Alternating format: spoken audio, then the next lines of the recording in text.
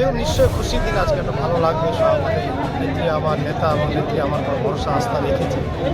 মূলত ইটাহারের মানুষ আমাকে ভালোবাসেন, আস্থা ভরসা বিশ্বাস আমার প্রতি রাখেন বলেই আমাদের জননেত্রী এবং জননেতা আমার প্রতি বিশ্বাস আস্থা রেখেছেন। আমি নিশ্চয়ই কৃতজ্ঞ মাননীয় মুখ্যমন্ত্রী মমতা বন্দ্যোপাধ্যায়, যিনি আমার মাতৃসমতুল্য নেত্রী, মাতৃভূমি ভরসের দয়া, আমাদের জননেতা অভিষেক বন্দ্যোপাধ্যায়, যিনি আমার প্রতি দয়া করেছেন, আমাকে মনোনয়ন দিয়েছেন। আমি অত্যন্ত খুশি, তাদের প্রতি আজীবন আমি কৃতজ্ঞ, চিরকৃতজ্ঞ।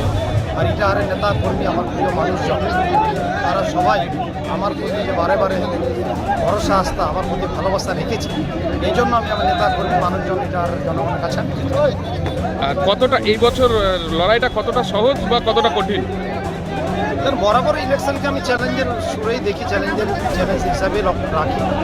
কিন্তু আমাদের কাছে জনগণের যে উন্নয়ন, মানুষের যে উন্নয়ন মমতা বন্দ্যোপাধ্যায় করেছে, জনগণ, এই দল জনগণের, জনগণ ইটাহারবাসী সবাই মিলে এই দলের প্রতি ভালোবাসা বিশ্বাস আস্থা দেখাবে।